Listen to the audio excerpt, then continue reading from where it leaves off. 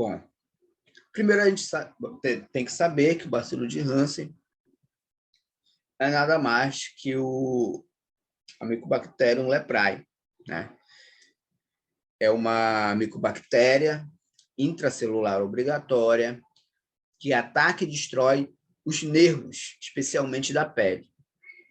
A reação tecidual, a hanseníase, depende do estado imunológico do hospedeiro. As bactérias do gênero Mycobacterium possuem uma cápsula contendo o ácido graxo de cadeia longa, ou seja, o ácido micólico, que o torna hidrofóbico. Então, essa cápsula lipídica é uma cápsula lipídica, ok? São os ácidos graxos. Ácidos graxos são lipídios. Então, essa cápsula em torno desse bacilo torna ele hidrofóbico. Isso aqui é importante para a gente entender como é que ocorre a coloração. Então, a cápsula lipídica, olha lá, influencia na penetração da coloração.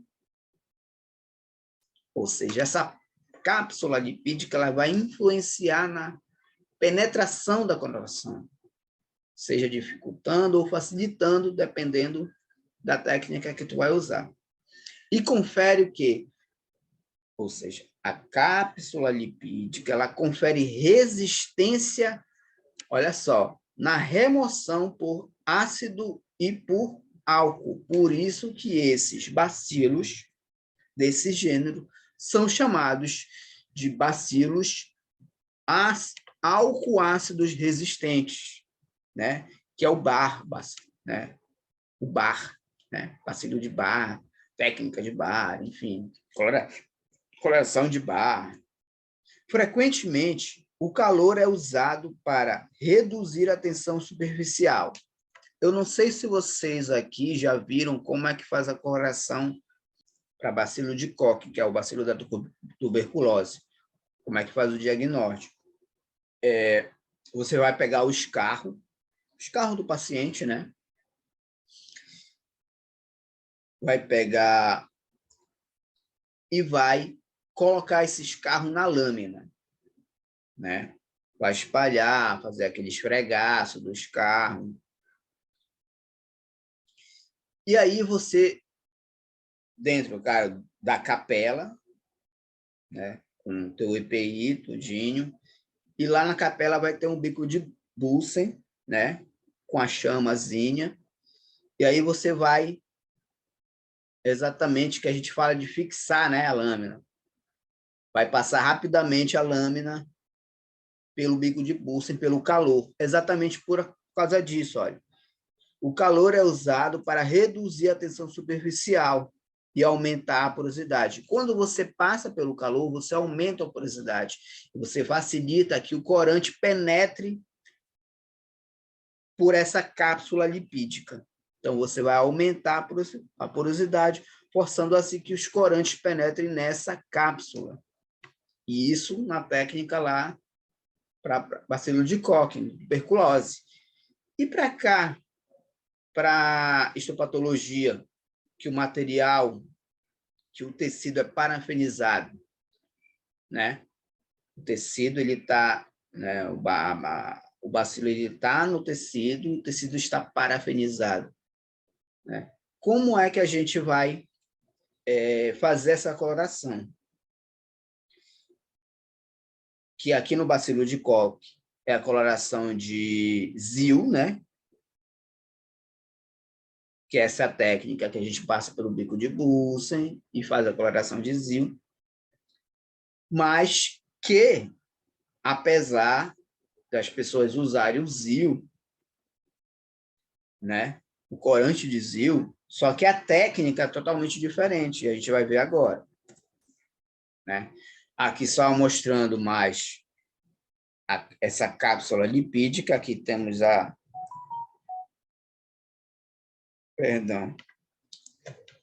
temos a parede celular, né?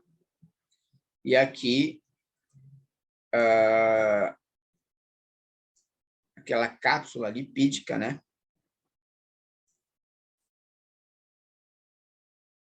Do gênero Mycobacterium, só para visualizar. Então, os corantes que a gente vai usar nessa técnica vão ser a solução de carbofucsina, né? Carbofucsina 0,5 gramas, fenol aquoso 100 ml, álcool 5 ml. Vamos juntar tudo e filtrar. Também o álcool ácido 1%, o ácido clorídrico com 1 ml, álcool 70%, 99 ml. O azul de metileno estoque e o azul de metileno solução de uso. Então, fiz a microtomia, coloquei o material na estufa, esperei o tempo necessário, tirei da estufa, vou corar. Primeira diferença aqui é que eu não vou fazer a hidratação da lâmina. Como é que eu fazia a hidratação nos outras colorações? Xilol, álcool e água. Aqui eu não vou fazer hidratação. Não vou fazer hidratação. Eu vou usar xilol e óleo. Aqui pode ser óleo de amendoim, óleo mineral. Eu vou usar um óleo. Por quê? O que a literatura diz? A literatura diz que quando tu passas esse material que está lá, o bacilo, né? A gente quer pesquisar, pelo processamento de tecidos, que seria passar pelo formol, álcool, xilol e parafina, o bacilo ele perde aquela camada ou se fragiliza, né? Aquela camada lipídica, aquela cápsula lipídica. Então, não importa o que você faça, se você usar a técnica de zio tradicional, teu bacilo não vai aparecer na lâmina. Então, o que você tem que fazer segundo a literatura? Você tem que usar metade de xilol e metade de óleo mineral, óleo de amendoim ou qualquer outro óleo natural. E você vai ter que juntar essas duas metades num recipiente. Aqui nessa técnica, vão ser usadas 2 cubas, né? Onde você vai juntar 2 partes iguais, né? Uma parte igual de xilol para uma parte igual de óleo. Por quê? Porque eu uso óleo mineral ou óleo de amendoim. E aí vocês podem pesquisar isso num artigo que eu peguei da Sociedade Americana, na verdade, Sociedade Americana de Patologia, né? Eu tenho lá no blog, não sei se vocês já conhecem, já viram um blog e acessaram. Eu sou biomédico.blogspot.com, tem um artigo lá. Por que eles usam óleo mineral? Por que se usa óleo mineral para bacilo de Hansen, para Mycobacterium leprae? Isso para materiais parafinizados, ok? Parafinizados, né? Em outro tipo de material parafinizado, com parafina, que usa o processamento de tecido, álcool, xilol, formol. Por quê? Eles falam que o xilol, na hora do processamento, ele vai tirar essa capacidade ou diminuir essa capacidade dessa cápsula, né? Ter essa resistência para os corantes. Então, para voltar, e isso acontece não só com tecido parafinizado, também com tecido parafinizado, mas pior com tecido que está muito, né, tempo guardado, quer dizer, os blocos de parafina eles têm que ficar 5 anos na legislação. Então, por exemplo, se a gente for fazer uma pesquisa, né, com o bacilo de Hansen, de hanseníase, com material antigo de 3, 4 anos, essa característica dessa baixa, né, capacidade dessa cápsula lipídica, ela vai ser muito menor. Então, o que a literatura fala? Que se observa, né,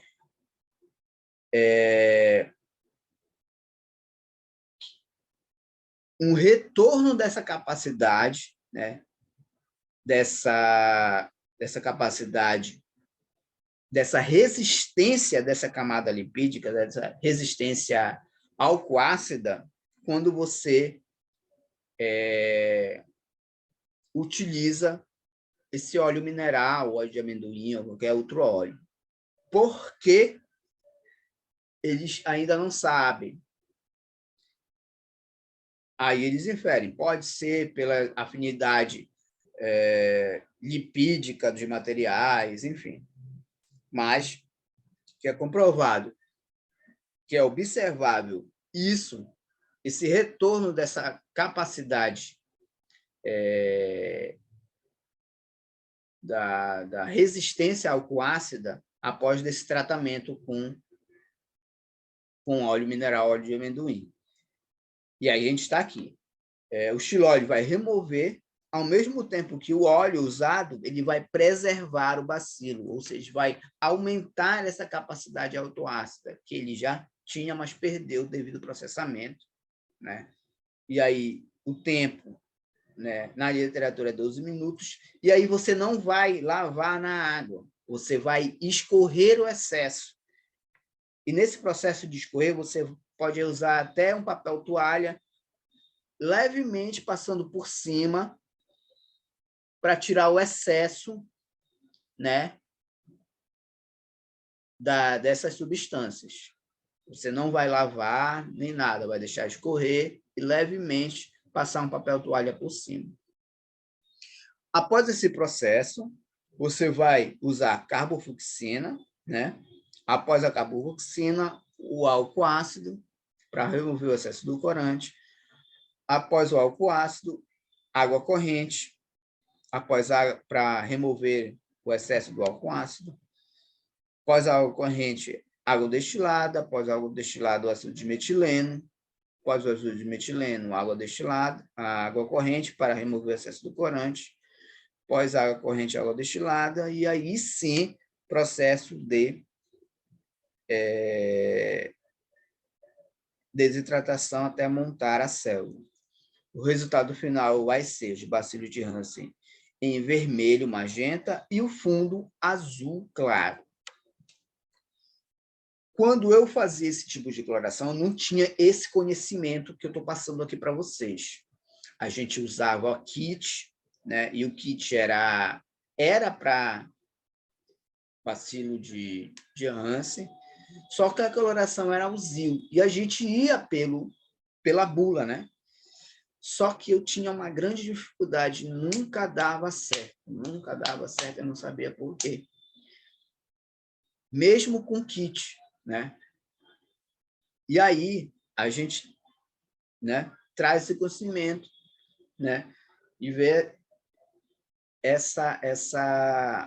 de ver por que não dava certo mesmo, porque não era aquele tipo de coloração para ser usado, não era o tipo de técnica para ser usada, ok? E aí eu trazendo isso para vocês. E aqui uma lâmina. O fundo azul com o bacilo em vermelho. Ok? Beleza?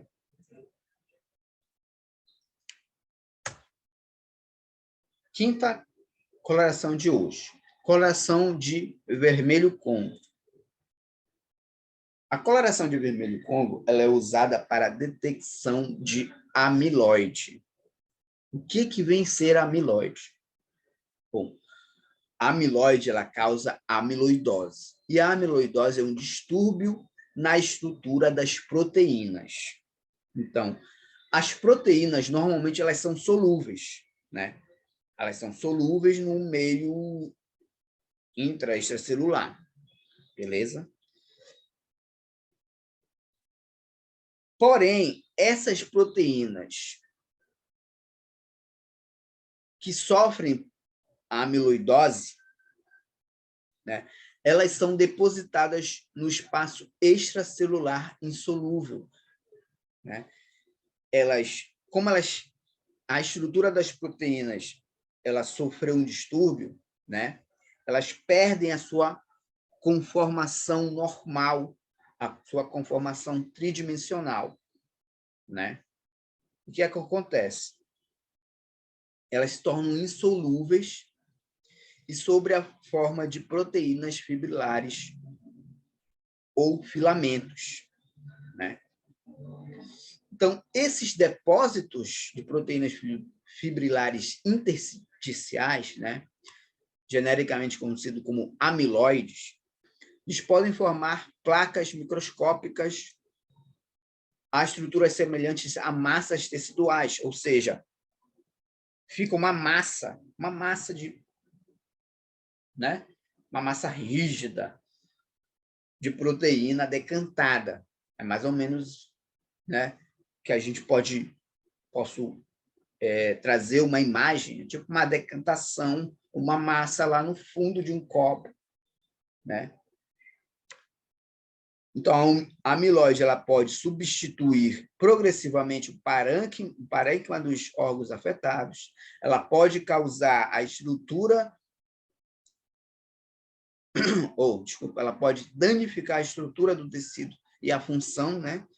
E devido a isso, pode levar à falência dos órgãos.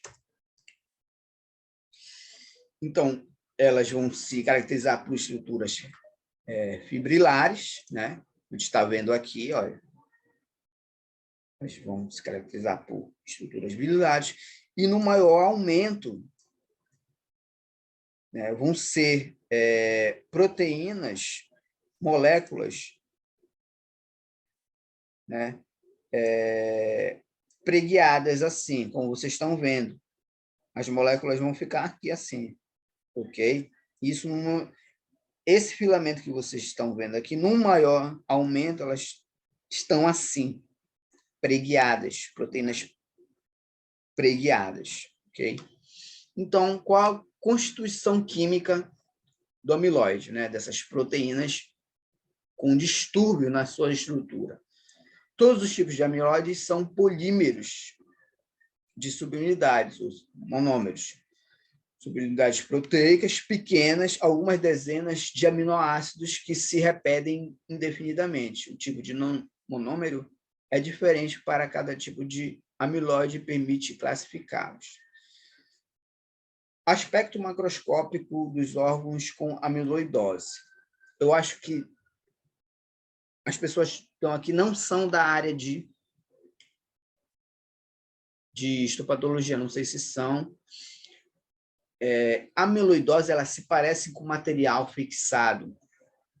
Por exemplo, quando chega um útero não fixado dentro do laboratório, o útero é mole, né, amolecido, né, e ele é rosado, né, tem os vasos sanguíneos, ele é rosado, né, e ele é amolecido. Mas quando a gente coloca no fixador, né, num formol, e passa ali 1, 2 dias, geralmente 1 dia, né, para fixar, 1 ou 2, né, ele se torna rígido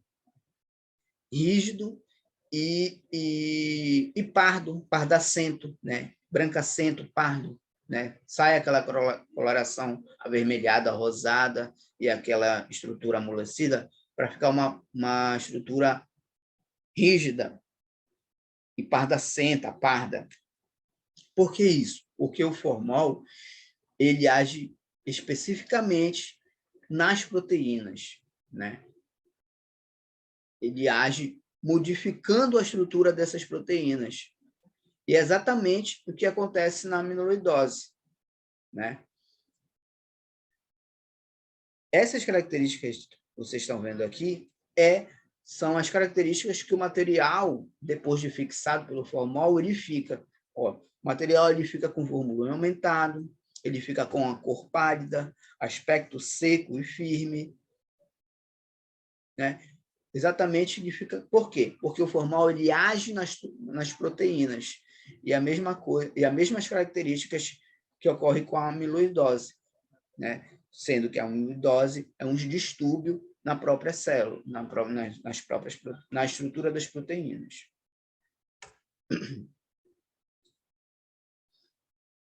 Aqui é uma imagem de microscopia eletrônica, ok?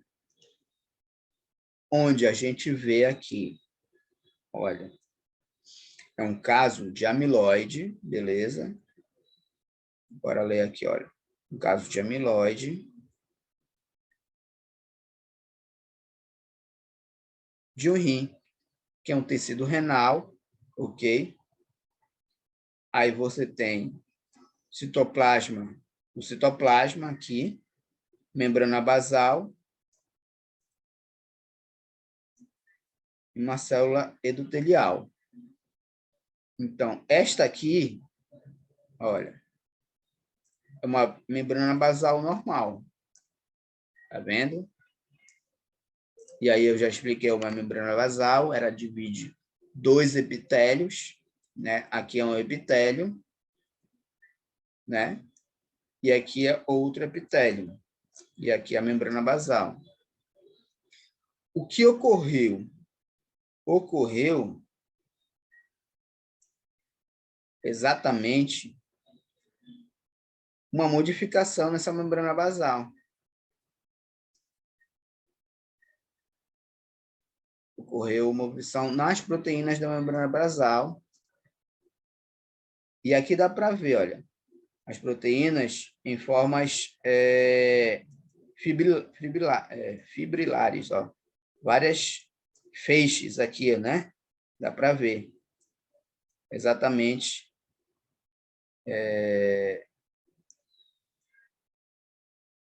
na membrana basal. Na verdade, é essa estrutura aqui que ele está mostrando aqui em um maior aumento, ó. Dá para ver direitinho. É essa estrutura aqui. E é bem aqui que está a amiloidose, olha. Próximo da membrana basal aqui, ó.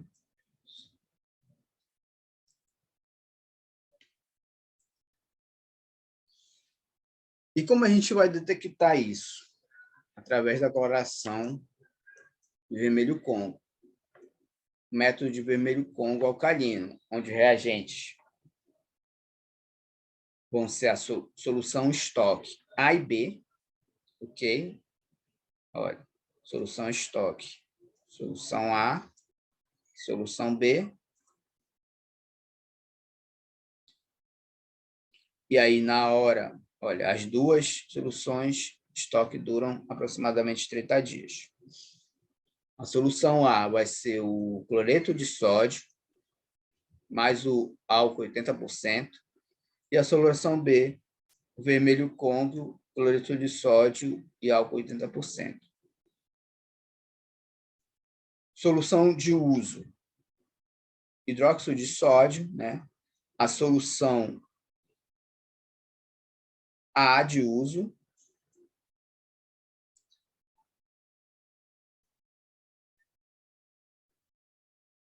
que é a solução A estoque, hidróxido de sódio aquoso. A solução B de uso, que é o vermelho Congo de uso, né? Que é a solução B, mais hidróxido de sódio 1%. E aí você vai filtrar, agitar e filtrar antes de usar. Passo a passo da coloração, hidratação. Após hidratação, hematoxilina para corar os núcleos. Após hematoxilina, água corrente, água destilada. Após a água destilada, álcool 80%. Após o álcool, solução alcalina, a gente viu aqui.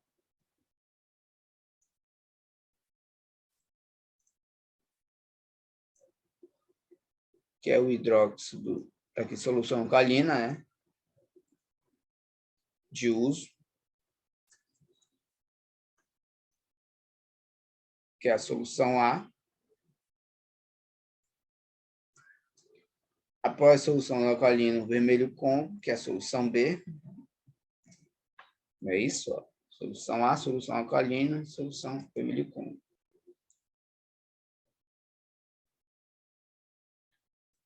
Após o vermelho Congo, desidratar e montar. Ao final da coloração, a gente vai ter resultado amiloide em rosa e núcleos azuis. E a gente vê aqui. Aqui é um nervo de corte longitudinal, né?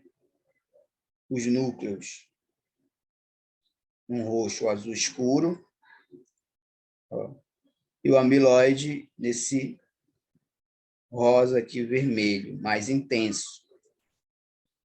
Uma curiosidade agora, e aqui células de Schumann, né? Os núcleos em azul, em roxo, né?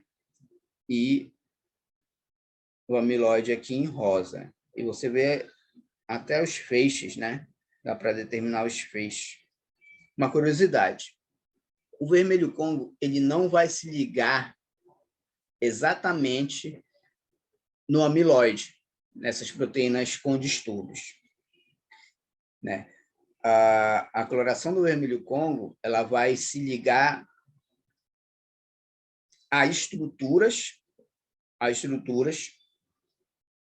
adjacentes a essas proteínas que estão com distúrbio na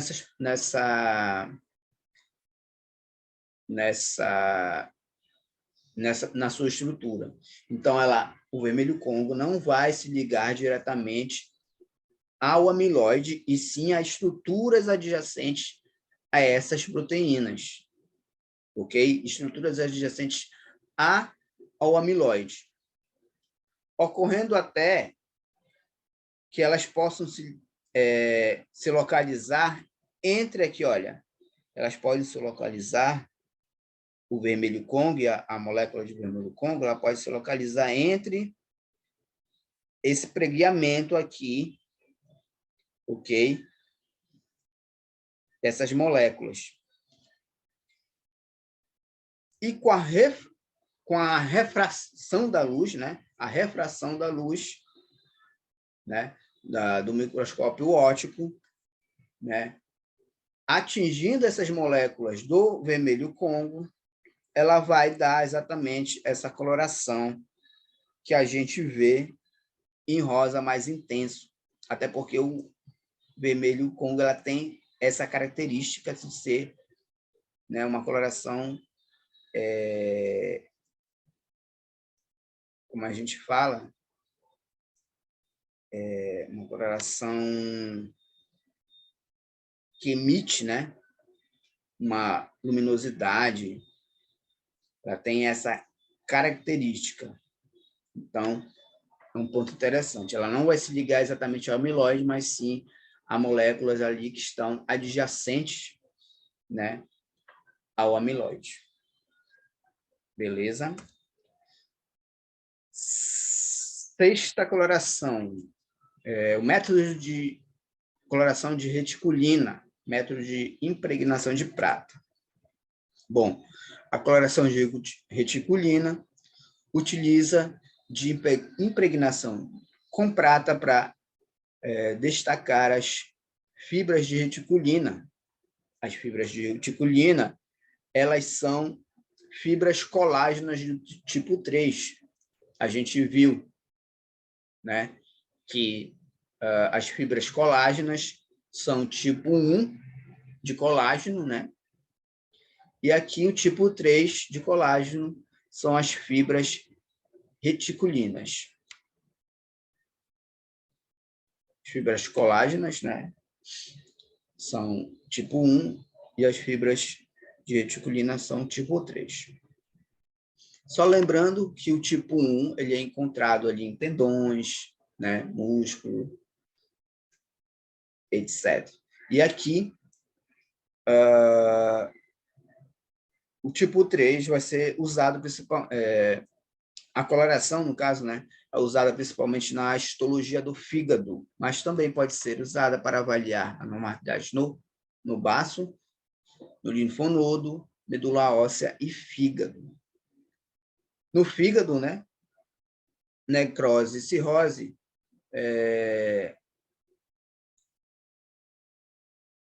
no fígado, a necrose e a cirrose elas causam padrões irregulares de reticulina, né?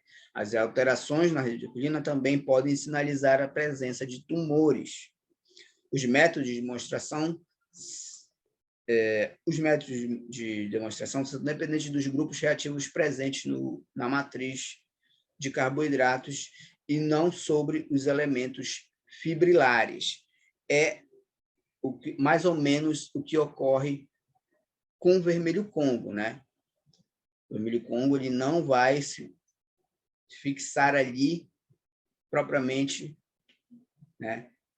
Corar ali propriamente o amiloide, ele vai corar estruturas adjacentes. E aqui a mesma coisa, ó. Os métodos de demonstração, né, de coloração, não são dependentes dos grupos reativos na matriz dos carboidratos, ou seja, do carboidrato, né, das fibras de reticulina.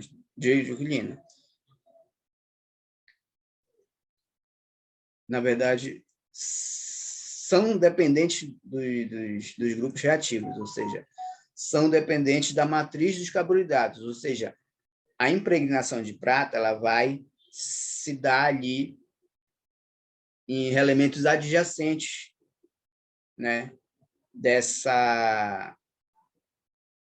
fibras, né, e não sobre os elementos fibrilares em si.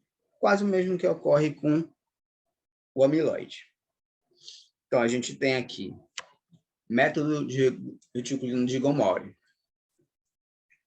Os reagentes: prata amoniacal, solução de prata amoniacal, que vai ser o nitrato de prata 10%, o hidróxido de sódio 40% e a água amoniacal forte.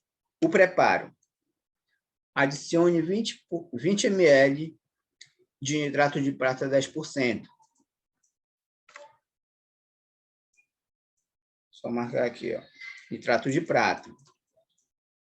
20 gotas de hidróxido de sódio, 40%. Hidróxido de sódio. Gota a gota, agitando sempre. Gotejar água amoniacal, agitando até o precipitado desaparecer completamente, restando alguns grânulos no fundo do recipiente. Filtrar a solução, completar o volume de 80 ml com água destilada. A solução pode ser usada em seguida e em seguida armazenada em frasco escuro, ok? Ó. E é estável por 2 semanas. Importante essa observação aqui, ó. A solução pode ser usada e em seguida armazenada mais aí, ó, em frasco escuro em geladeira, beleza? Tá.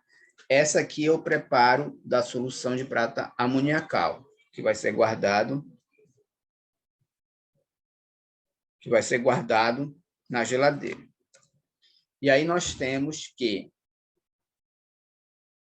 outros reagentes, como permanganato de potássio 1%, metasulfito de sódio 1%, sulfato de ferro amoniacal 2%, formol 20% tamponado, cloreto de ouro 1%, solução estoque, cloreto de ouro, solução de uso, e tiosulfato de sódio 2%. Aí a gente tem o passo a passo aqui. Hidratação. Após a hidratação, permanganato de sódio 1%, água destilada, água corrente, água destilada, meta de sulfito de sódio, que vai agir como diferenciador. Água corrente, sulfato de ferro amoniacal, que vai ser responsável pelo processo de sensibilização, ok, das estruturas. Água corrente, água destilada, solução de prata amoniacal, onde vai ocorrer o processo de impregnação de prata. Água corrente, água destilada, formol 20% tamponado. Água corrente, água destilada, cloreto de ouro, solução de uso. Água corrente, água destilada, tiosulfato de sódio 2%, água corrente, água destilada, desidratação, né, e montagem. Aqui você vê, nessa imagem à direita, uma lâmina corada por reticulina. E essas seriam as fibras reticulares. Olha, as fibras reticulares em preto. Então, toda essa estrutura mais escura aqui seriam as fibras reticulares. E aí eu coloquei essa outra imagem, né, de um tecido corado por tricrômio para mostrar para vocês, né, uma estrutura semelhante, né, onde aqui o citoplasma está corado em vermelho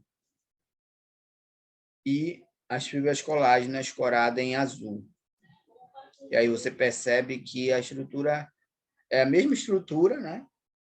Só que corada por corantes diferentes. Aqui evidenciando o colágeno e aqui evidenciando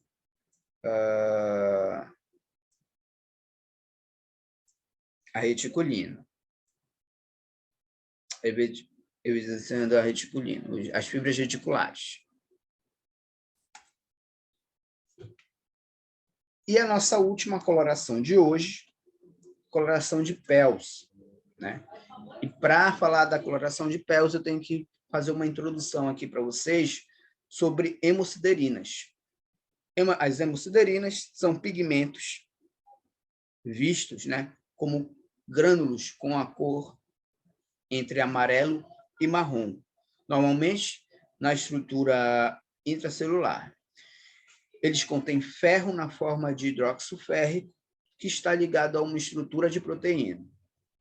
Essa ligação pode ser desfeita utilizando uma variedade de produtos químicos. O ferro é um componente vital do ser humano, pois é essencial na formação, por exemplo, de hemoglobina, que é a molécula responsável pelo transporte de oxigênio, que é encontrado nas hemácias. Isso também pode ocorrer nas mioglobinas e em certas enzimas, como citocromo oxidase e nas peroxidases. Então, a coloração de Pearl ela vai detectar pigmentos da hemociderina, ok? Em excesso no tecido. E falando de excesso de ferro, a gente tem que quantidades excessivas de hemociderina podem ser depositadas nos órgãos, como o baço, medula óssea e fígado. Essa condição é chamada de hemociderose. A doença genética hemocromatose implica no mau funcionamento do mecanismo de absorção, mecanismo de controle da absorção do intestino delgado, né? Tornando-se prejudicada a absorção de ferro ou a sua eliminação adequada. Nesse distúrbio, grandes quantidades de hemociderina são depositadas em muitos órgãos, muitas vezes interferindo na estrutura e função desses órgãos. Bom, os reagentes que a gente vai usar aqui são o ferrocianeto de potássio, que será a solução A, o ácido clorídrico, solução B, né? você vai ter a solução AB e vai misturar em partes iguais sempre num instante do uso, no momento da cloração. E você também vai ter a solução corante de safranina. Bom, passo a passo será a hidratação. Após a água destilada, você vai usar a solução A e B. Após a solução A e B, água destilada. Após a água destilada, solução de safranina. Após a solução de safranina, água destilada para diferenciar. Após água destilada, você vai desidratar e montar. O resultado será a visualização do pigmento férrico em azul e os núcleos em vermelho. Aqui em vermelho, né? Botei núcleos, mas você está vendo aqui na verdade, toda a região do citoplasma, né? Mais forte, uma coloração mais forte em vermelho aqui, toda a região intracelular também, extracelular, em vermelho, né? E o pigmento de ferro aqui, ó, um azul mais escuro. Então, esse azul mais escuro seria o pigmento de ferro. Aqui também mostrando, né, todo o citoplasma, a parte citoplasmática. Em vermelho, uma coloração vermelha e uma coloração mais escura, azul, né? Seria os pigmentos de ferro. E aqui a gente tem um pigmento aqui também de formol, né? Como você não trata direito a sua peça antes do processamento e também no processamento, né? Pode aparecer esse pigmento de formol que pode interferir no diagnóstico, né? Esse pigmento de formol, ele aparece devido você não fazer o tratamento do formol adequado, né? Ali o formol 10%, não ser usado principalmente tamponado, tem que ser usado tamponado. Quando ele não é usado tamponado, ele pode se unir às moléculas do sangue, né? Provocando esses pigmentos aqui de formol. E aí tem todo um tratamento que você faz no formol para ele não aparecer aqui, também não prejudicar o diagnóstico.